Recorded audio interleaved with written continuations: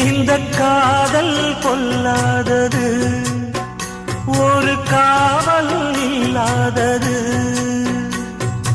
ஊதக்காத்தில் வஞ்சி மாது ஒத்தையிலே வாடும் போது போர்வை போல பொத்தி அணைப்பே.